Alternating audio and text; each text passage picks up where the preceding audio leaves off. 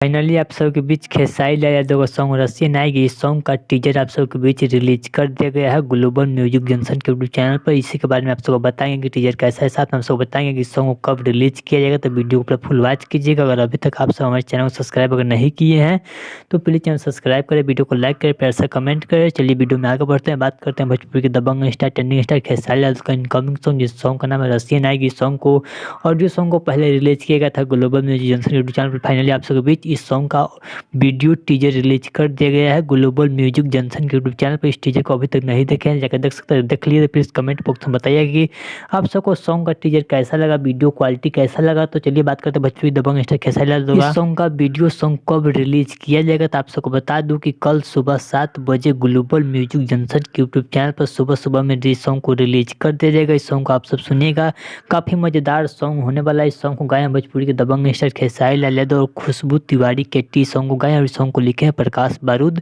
और इस सॉन्ग में आर्या शर्मा का इस सॉन्ग में म्यूजिक है। इस सॉन्ग को आप सब सुनिए, काफ़ी मज़ेदार सॉन्ग होने वाला है। तो कल सुबह 7 बजे आप सब तैयार रहिए, ग्लोबल म्यूजिक जंक्शन के यूट्यूब चैनल पर इस सॉन्ग को आप सब बीच रिलीज कर दिया जाएगा। तो चलिए आपको यह वीडियो अच्छा लगा तो प्लीज चैनल को सब्सक्राइब कर, वीडियो को लाइक कर, प्यार से कमेंट कर। चलिए मैं अपडेट के साथ आता हूं। Okay bye.